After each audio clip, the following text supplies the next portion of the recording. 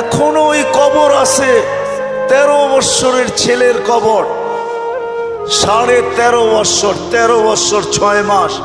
বৎসরে একবার ভারত সাগরের পানিগুলা উপরে ওঠে আর এই কবরের দেওয়ালে যায় একবার টাচ করে, একদিন টাচ করে, আর বৎসরে দ্বিতীয় দিন টাচ করে না। কিতাবি কথা বলতেছি না, আমি জিজ্ঞাসা করছি কমরু আইল্যান্ডে কেন টাচ করে, আমরা বলতে পারবো না। তা আমি বলছি কিতাবি কথা না, আমার বিবেক বলে বৎসরে একবার যখন আসে ভারত মহাসাগর মনে হয় আল্লাহকে বলে, আল্লাহ মদিনা মুনাওয়ারায় যে রওজায়ে আতহারে চুমা খাওয়া আমার পক্ষে সম্ভব না, কিন্তু মুহাম্মদ ইবনে ওসমান ইবনে আফফান, ওসমান রাদিয়াল্লাহু তাআলা আনহুর ছেলে, নামও মোহাম্মদ, ওই ফ্যামিলির সাথে সংযুক্ত, আমার পদদেশে শুয়ে আছে, একবার অনুমতি দে না বৎসরে এই মুহাম্মদের কবরে চুমা খায়, ওই মুহাম্মদের কবরে চুমা খাওয়ার স্বাদ নিতে চাই। আপনি বলবেন এটার প্রমাণ আপনি কি করে দিবেন? আরেক হাদিস দিয়ে প্রমাণ দেওয়া যাবে যেটা সত্য। জাবের রাদিয়াল্লাহু তাআলা আনহু বলেন, আল্লাহ রাসূল ঘুমায় আছে, আমি পাশে বসে আছি, দেখতেছি দূরের থেকে গাছটা মানুষের মতো হাঁটতে হাঁটতে আসলো, আল্লাহ রসুলের মাথার কাছে দাঁড়ায় গেল। দীর্ঘক্ষণ দাঁড়ানোর পরে আবার মানুষের মতো হাঁটতে হাঁটতে নিজের জায়গায় যায় লেগে গেল। বুঝাই যাইতেছিল না ও একবার উঠছে আবার ফিরত আসছে। আল্লাহ রসুল যখন ঘুমের থেকে উঠছে তো আমি বললাম, ইয়া রাসূল আল্লাহ, গাছটা মানুষের মতো হাঁটতে হাঁটতে আসলো, আপনার মাথার কাছে দাঁড়ায় ছিল, দীর্ঘক্ষণ পরে চলে গেল।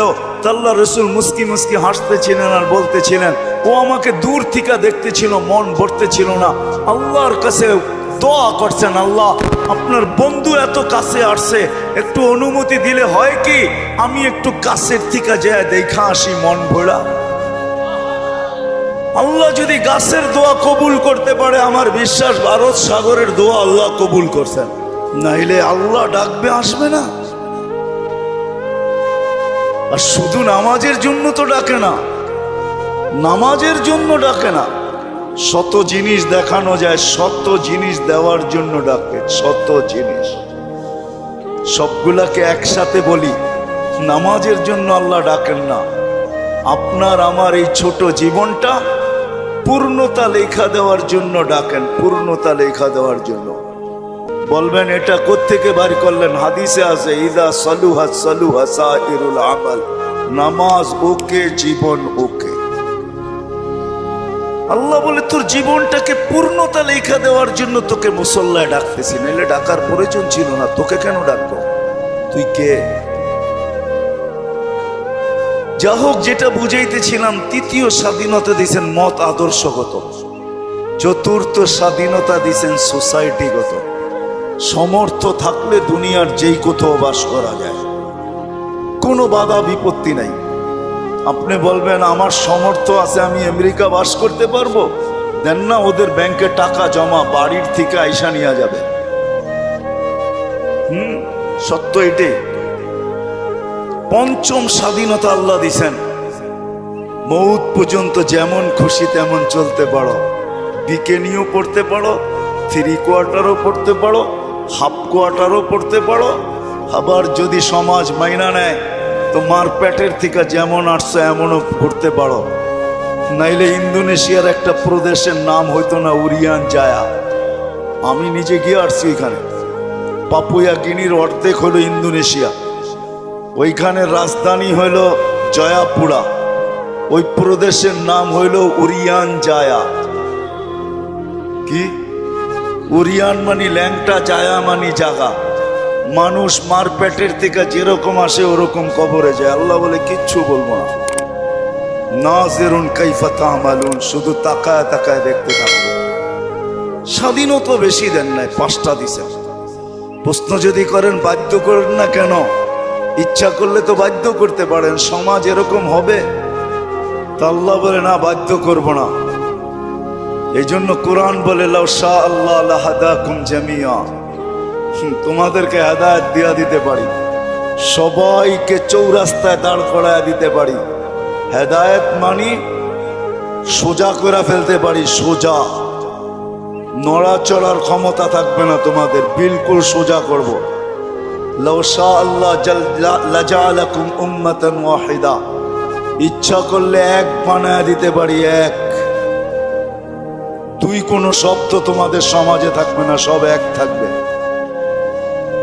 পারে? হ্যাঁ, প্রমাণ? আল্লাহ বলে উনজুর ইলাস সামাই ওয়া ইরতিফাইহা, আকাশ দেখ, উচ্চতা দেখ। উনজুর ইলাশ শামসি ওয়া শুআইহা, সূর্য দেখ, কিরণ দেখ। উনজুর ইলাল বিহারি ওয়া আমওয়াজিহা, সমুদ্র দেখ আর তরঙ্গমালা দেখ। উনজুর ইলাল জিবালি ওয়া ইস্তিকরারিহা, পাহাড় দেখ আর দৃঢ়তা দেখ। উনজুর ইলাল আরদি ওয়া ইত্তিসাইহা, জমিন দেখ আর প্রশস্ততা দেখ। আমি যদি বিজ্ঞান দিয়া বুঝাইতে চাই, দুনিয়ার বিজ্ঞান বলে সূর্যের পিছে নাকি জমিনটা দৌড়াইতে থাকে ৬৬,০০০ মাইল পার ঘন্টায়। কত কত? আর গড়তে থাকে পার ঘন্টা ১,০০০ মাইল। এই জন্য আমাদের দিন রাত ২৪ ঘন্টা, পার ঘন্টা ১,০০০ মাইল। ২৪ ঘন্টা একবার প্রদক্ষিণ হয় ঘুরা, যার কারণে ২৪ ঘন্টায় দিন রাত। আচ্ছা, যেটা ঘন্টা ১,০০০ মাইল গতিতে চলে, ওটার উপরে বসে আছেন, তো বসে আছেন কি করে? আমাকে যুক্তি দিয়া বুঝান না,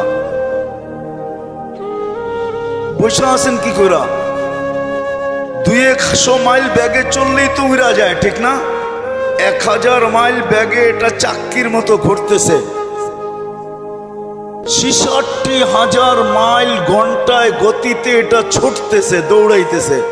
আপনি বসে আছেন কি করে? বাসগুলা চলে কি করে? বিল্ডিং গুলা দাঁড়ায় আছে কি করে? আল্লাহ বলে বাধ্য করছি, ওয়াজআলনাল আরদা কারারা, আমি মানুষের শান্তির জায়গা জমিনকে নির্ধারণ করছি। জমিনকে বলছি তুই ছোট ছোট, তাতে কিছু আসে যায় না। তুই ঘোর ঘোর, তাতে কিছু আসে যায় না। খবরদার যদি কারো গায়ে বাতাস লাগলো, আল্লাহ বলে বাধ্য করছি, তোকেও বাধ্য করতে পারি। বিদায় আসেন, শেষ জায়গায় চলে আসছি, আর বাড়ানো যাবে না। আমার পরেও আছে 11টার উপরে বাজতে চলছে, 11:15। আর মাগরিবের পরের থেকে যারা শুনাইছেন, এদের পরে আমার এই ভাঙ্গা ডোলের আওয়াজ শোনানো কোনো প্রয়োজন ছিল না বলে আমি মনে করি। কিন্তু শেষ জায়গায় চলে আসছি আমি। 100 বছর পূর্বে যারা ছিল ওরা আজকে নাই, 100 বছর পরে আমরা থাকবো না। যিনি নিয়ে আসছেন উনিই নিয়ে যাবেন, বাইপাস হওয়ার কোনো সুযোগ নাই।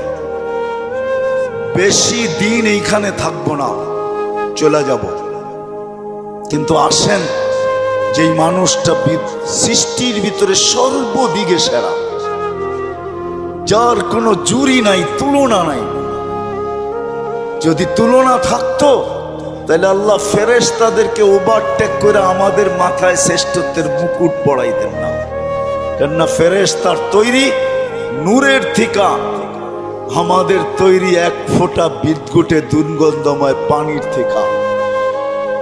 ফেরেশতা নাফরমানি করার কোনো ক্ষমতা নাই, আর আমরা নাফরমানি ছাড়া থাকতে পারি না, ছাড়ার কোনো ক্ষমতা নাই। 24 ঘন্টা আমরা নাফরমানি করি, নাফরমানি করাই আমাদের স্বভাব। ওই মানুষটার মাথায় শ্রেষ্ঠত্বের মুকুটটা পড়াইতেন না। ফেরেশতাদেরকে অ্যাবাউট কইরা আল্লাহ আমাদেরকে শ্রেষ্ঠত্বের মুকুট পড়াইছেন। আসেন, শেষ জায়গায় চলে আসছি, চলে যেতে হবে।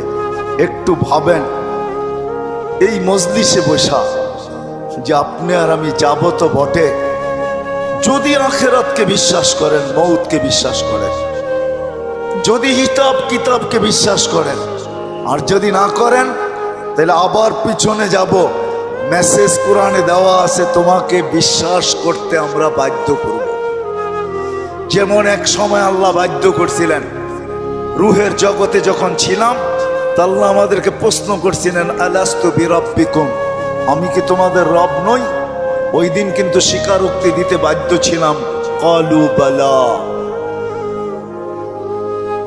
হায় হায়, যে আজকে বলে গড ইজ নাথিং, ওর রুহ ওই দিন স্বীকারোক্তি দিয়ে আসতে হয়েছে যে আপনিই আমাদের রব।